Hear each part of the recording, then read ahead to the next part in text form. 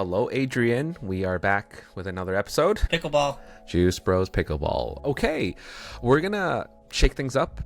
We're gonna cover a little bit more of us as who Davin is or who Adrian is, just to before pickleball, during pickleball, and all that. So for today's episode, it's gonna be about me. What kind of pickleball affected me in my life, the good, the bad, and the ugly. So let's get started. Yeah, like I've seen this whole thing from the outside. Known you for like 2 years? Yeah, end of 2023. Oh yeah, so maybe 2.5 years. Yeah. At this point. So yeah, I've seen Felt longer. I've seen a lot. Yeah, it feels like forever. Yeah. So I've seen this from the outside. So I'm curious, like I don't know things that I don't know because I've seen a lot. But I'm sure there's a lot that I don't see. So you did before pickleball. Yeah, pickleball, I wasn't active. Seriously, never really played any sports. Played badminton here and there, but never really picked up a sport. Growing up, wasn't part of a sports team or anything. Hang out with friends, even before getting married, having a kid. It was just me. I love to game, not a gamer. Just love gaming. Spend time being nerdy and all that. Like video games or like card games or like board games? Both, everything. So I used to play Magic the Gathering. That's very nerdy. Yeah, so competitively too. So I would like go to like store championship days, play tournaments, and sometimes win. It was very stressful. It was actually more stressful than pickleball though, I'm gonna say. And it's much more like cutthroat. Yeah, card game tournaments are very cutthroat. Them nerds don't mess around. Nerds don't mess around. So that, like, card game, board games, video games, I love the game that, especially RPG games. Really nice. That was mainly your free time, right?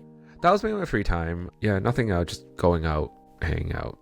I think younger would be like more going out with friends, karaoke, drinking, staying out till like the wee hours of the morning. Yeah, so that's that. That's me before pickleball. You never played on any sports team, so what did you feel suddenly start to be competing in tournaments at you're 40 now? So yeah, it's an eye-opener for myself.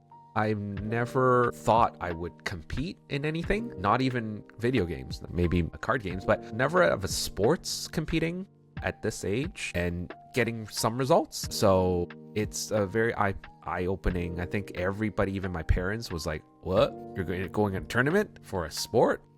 Did they think it was just a phase? I think so. It was more maybe just an exercise activity when I started playing, being addicted, playing every day. But yeah, never really now, paying for tournaments, competing, winning, losing, like that. Yeah. Do you think, was there anything missing before pickleball that made you maybe scratch an itch or something?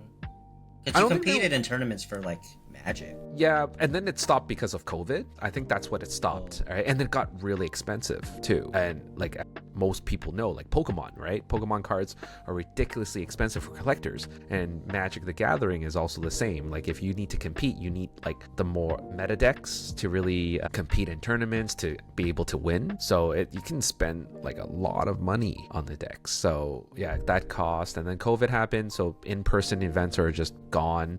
So never really thought of like my hobby would be a sport. My hobby used to be like gaming. Something like more sedentary, like sitting down. Exactly.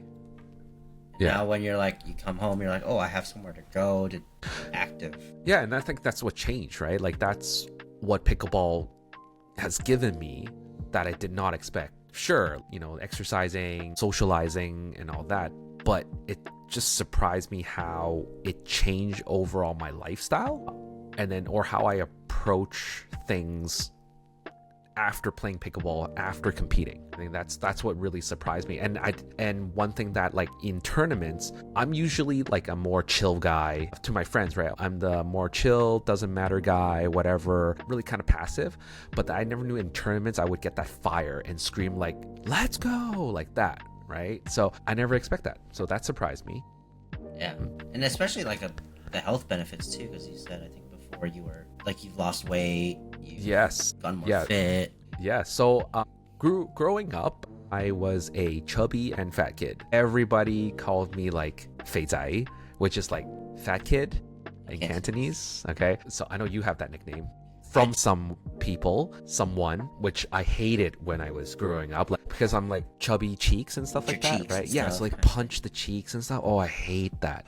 So growing up, like I've been a chubby kid, fat kid, and then overall just like, and I haven't really like exercising, going to the gym, until I think university. I kind of hit that like, oh, I don't know why I suddenly got really skinny. One thing I forgot to cover. So growing up in high school and stuff, I was really into DDR. Like all Asian kids were into DDR. So Dance Dance Revolution. Yes, for those that don't know. For those that don't know, which probably you guys should know. Yeah, DDR. So I was kind of good at it. And yeah, that was my exercise. I hate going to the gym, but I would spend like at the arcade DDRing for like hours. So I slimmed down because of that. So in university years, I was actually like, so, not like overly skinny, but just like, toned and stuff. And then afterwards, just working, and then DDR just like phased out, right? So working, still hating exercise, trying to go to the gym, didn't really work. Yeah, and then COVID was the worst. Like COVID was, I think everybody put on COVID weight. I put on COVID weight plus more. So I was hitting peak 210 pounds. It was pretty bad. And then after COVID, like when everything started opening up, and then when go out, annual doctor check and all that. So I had a health scare. So I need to be on meds and stuff. And then I'm kind of like, okay, well, that's something that is scary. So I kind of tried working out at home, because again, I think everything's opening up, so not much other stuff. But the gym wasn't really operating yet, so I had to do like in my basement, kind of do those minute workout video, because I again hate exercising. So I just have to push myself, like cut out like pop, cut out all the sugar and all that. So really strict diet, then exercise every 15 minutes a day, just doing that. And then pickleball. That's sustainable? Was that sustainable? It's sustainable, actually. I lost quite a bit. I think it went to 190, around that. And then pickleball was kind of hyping up during that time after COVID, and then a couple of my friends were like, let's try this. So try this pickleball. So first pickleball session was like at Armadale Community Center drop-in, and then just hitting balls around. Really addictive, really crazy. I don't know. Getting beat by old people? Yeah, beat by old people. And then I got addicted to it. So got into other community center, and then Cornell outdoor courts opened up, and then played there. And then I just played every single day. From all the cutting of the diet, playing pickleball every day, out in the sun, indoor, outdoor, summer. So I went from that 185-90 to now 170. So from peak 200 to 210 to 170. 40 pounds. Yeah, so pickleball really accelerated that because of the exercise.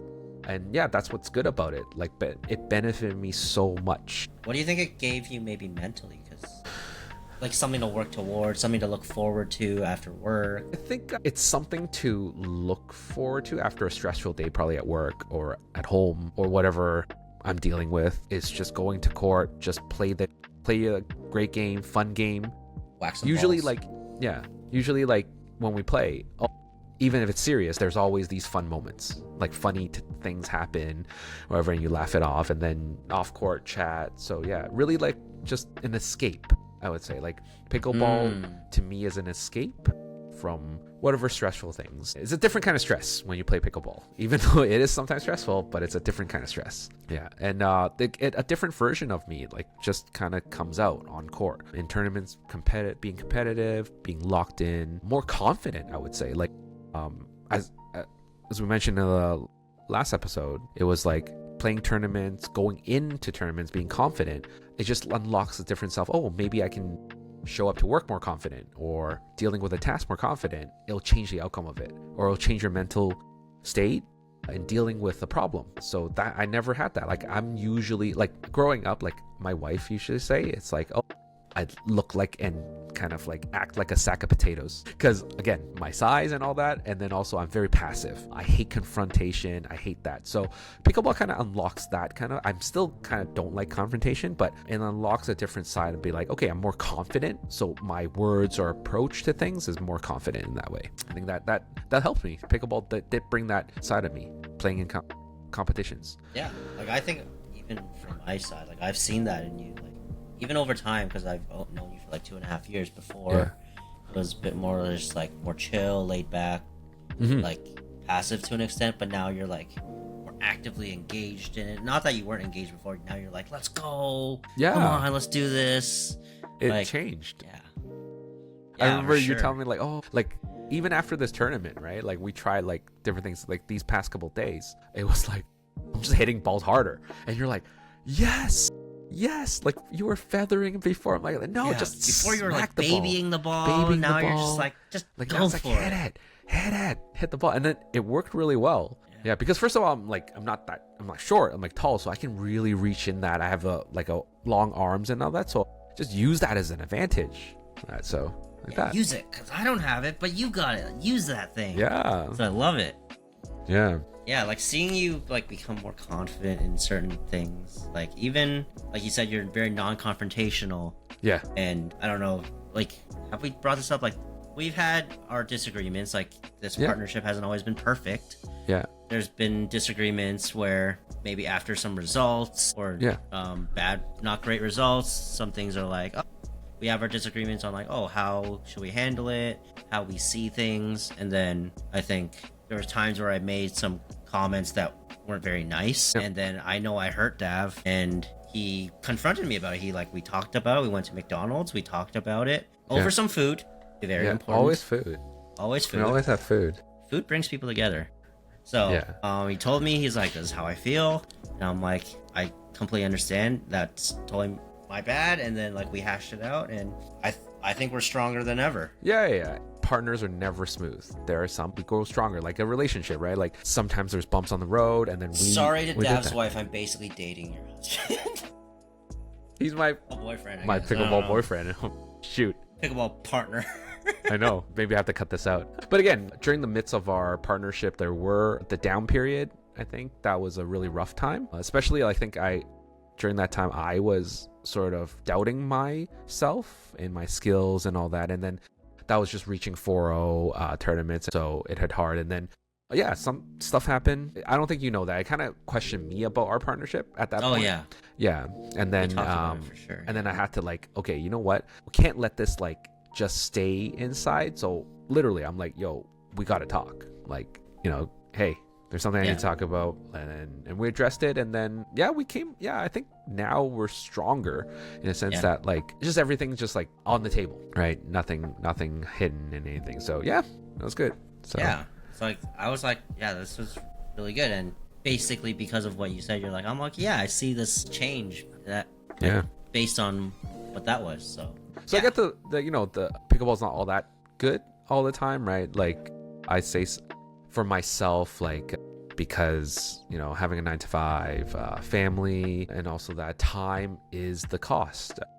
Family, for me, it's what actually gets sacrificed at home when pickleball takes up the space. So I think a lot of people can relate, especially I think ones with family. The sacrifice is spending time either with your partner, or if you have kids, your kids, especially younger kids when they're growing up, right? You want to show up for their dance class, their graduations, but you're addicted to pickleball. Or that, if I view pickleball as an escape, anytime something stresses me out outside of pickleball, I would defer to playing pickleball. Escaping instead of maybe tackling it. Yeah, and I have times like that. I think before it was not all rainbows and sunshine. Yeah, it's just sort of stress at home, or that the problem was I was playing too much pickleball and then just neglecting stuff at home, right? Neglecting things I need to do. I would say, oh, I'll do it. Don't worry, I'll do it. And then just never gets done. And then it just trickles and then affects a lot of people, especially my wife. And that was on me. And then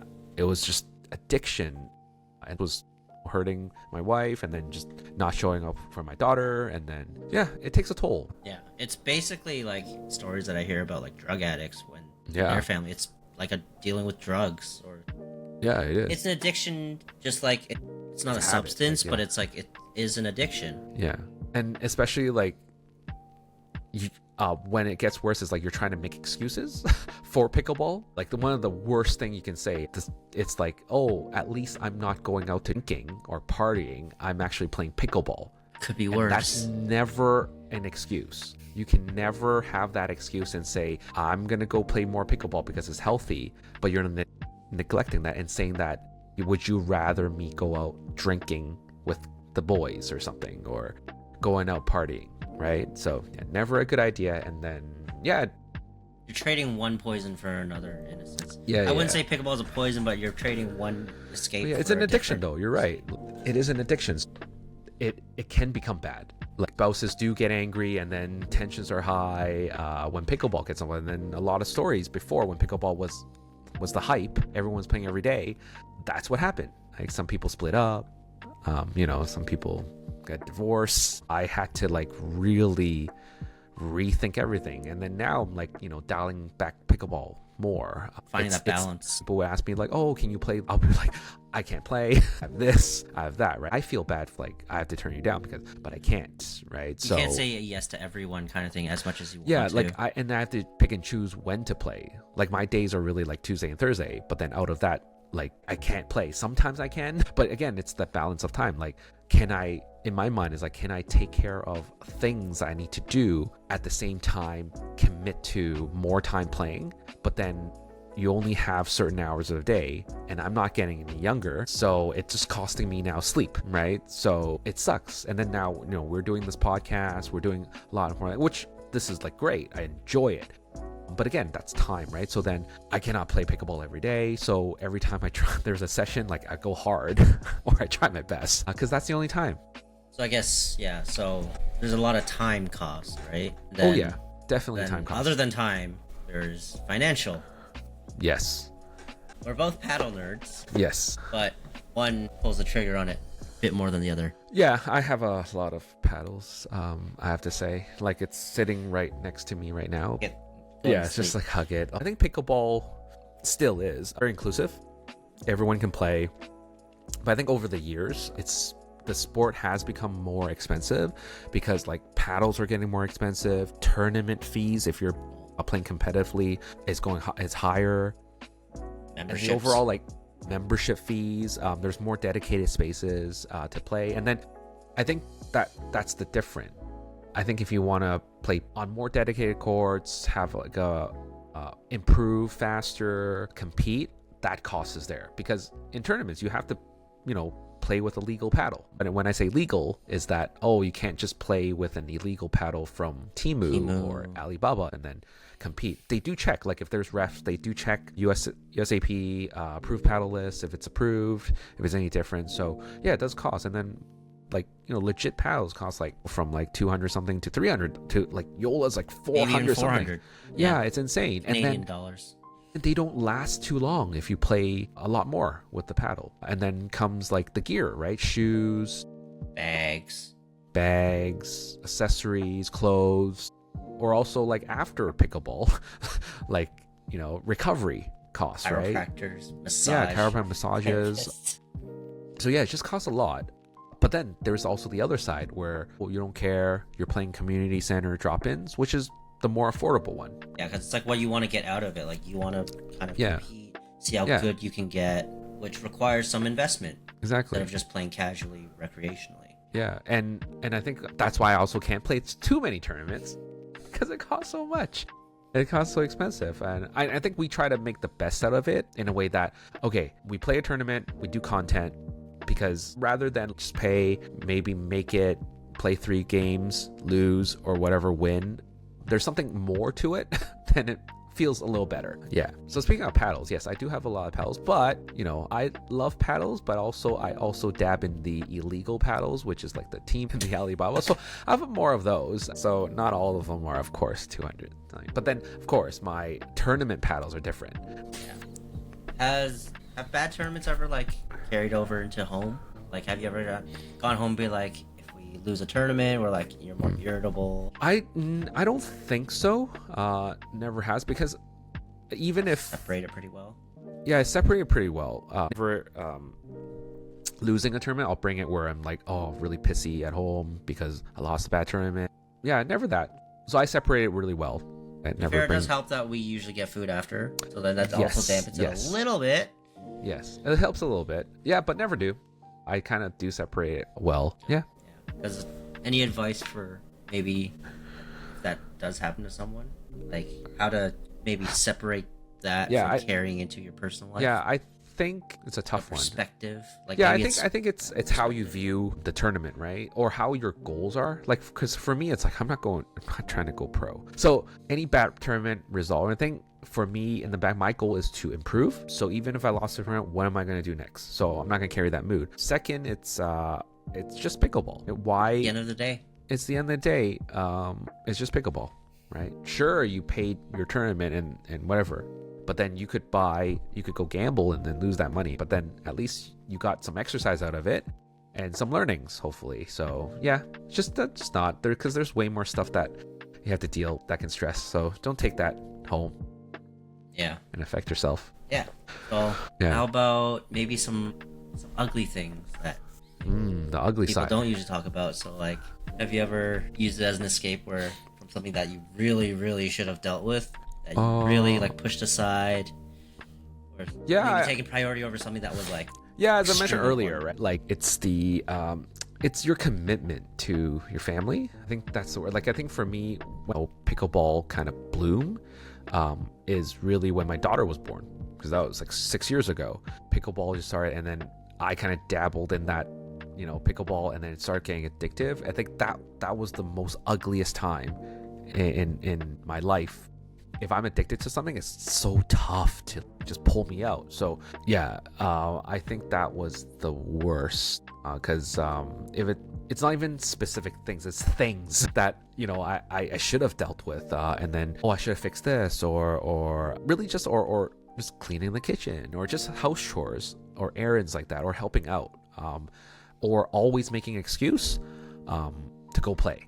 So it was a tough time for my wife, I would say. So what happens if pickleball, like if you get injured or something happens, what would you do if you didn't have pickleball starting now? Because we had the before coming in, like you were a gamer, all types of games, come in, find pickleball, find some exercise, find a new friend group, and then if that gets cut off somehow, go back, or do you find new hobbies? What do you think happens? I think it'll be tough, like especially injury, right? Like if let's say injury and you're out, at least pickleball is still there once you recover. It'll hit hard because maybe someone might agree that like, oh, if you don't play for a week or 2 weeks or even 3 weeks or even on your vacation, you just come back like, oh my gosh, like I'm playing really bad.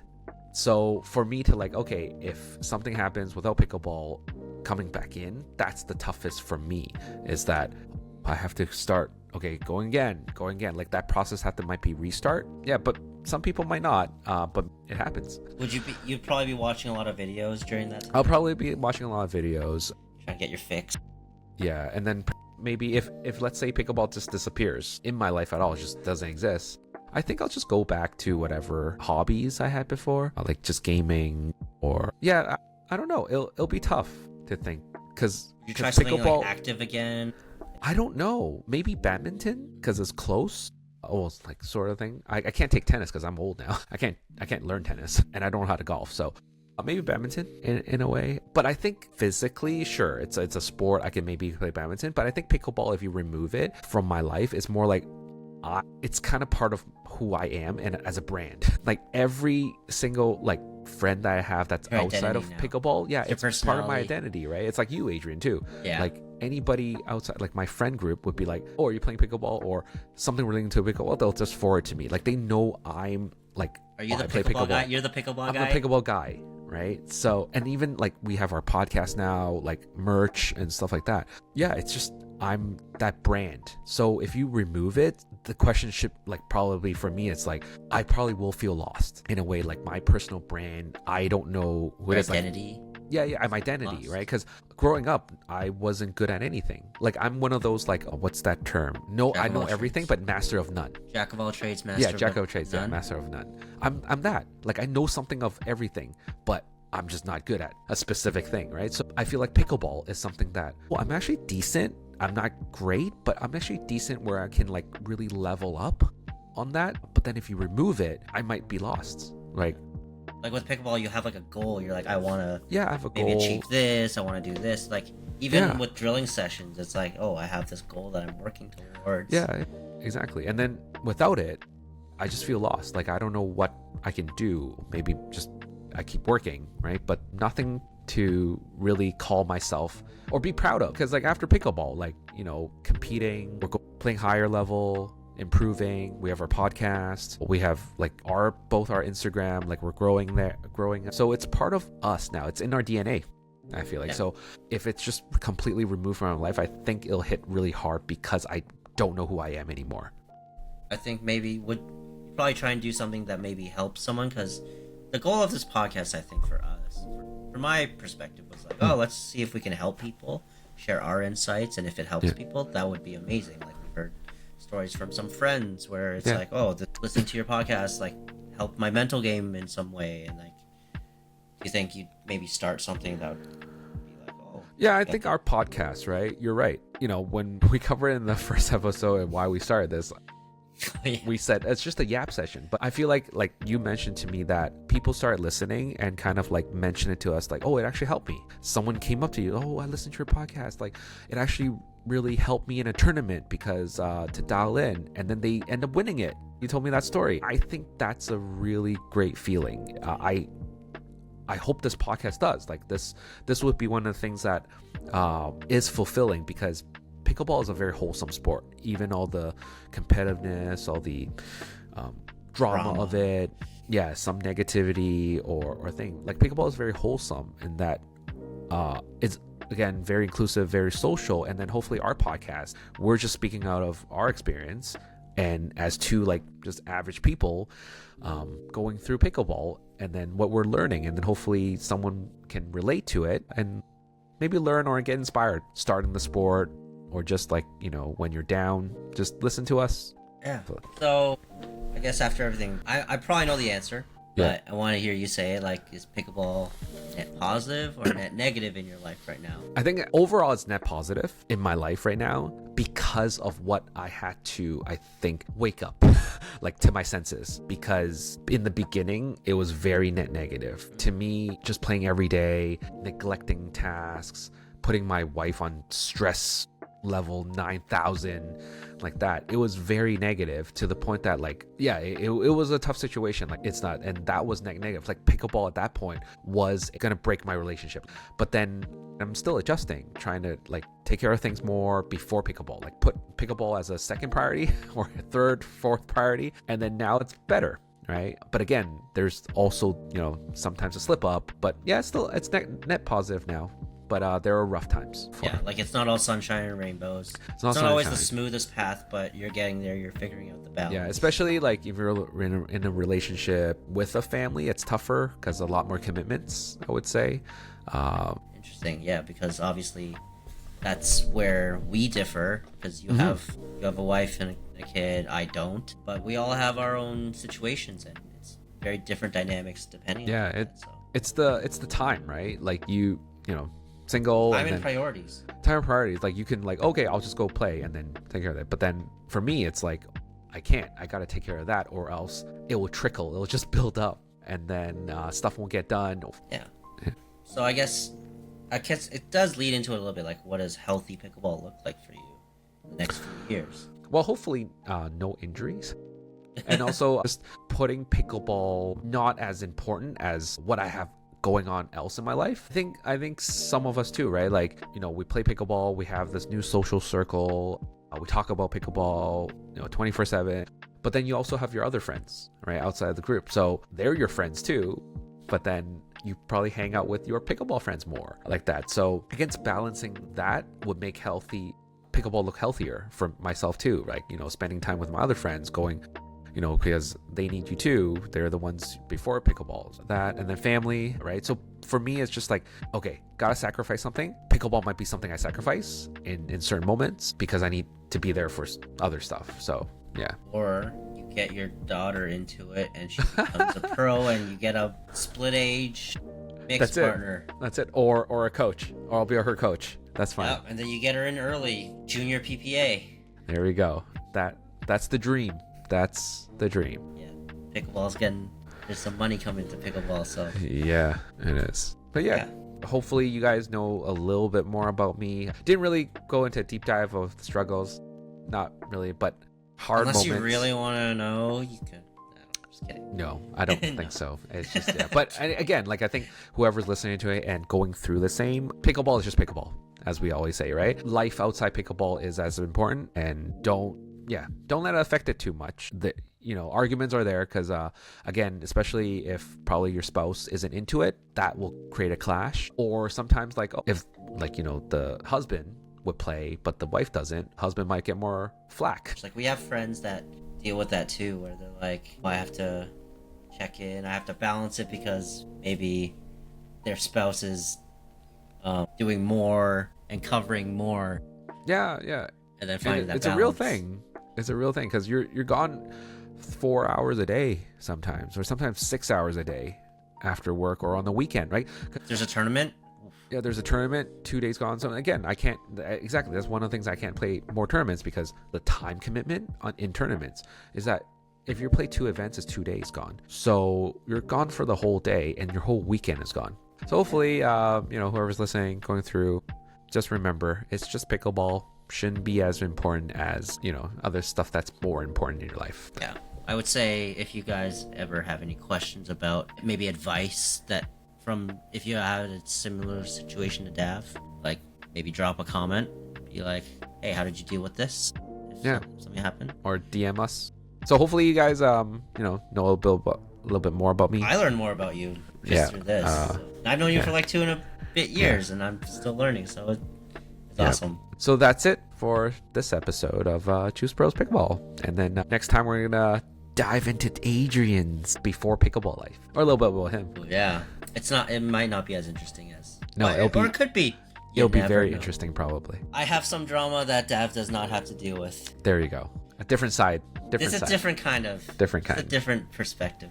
Yeah. All right. So again, like, comment, and subscribe, and we'll see you in the next one. Peace.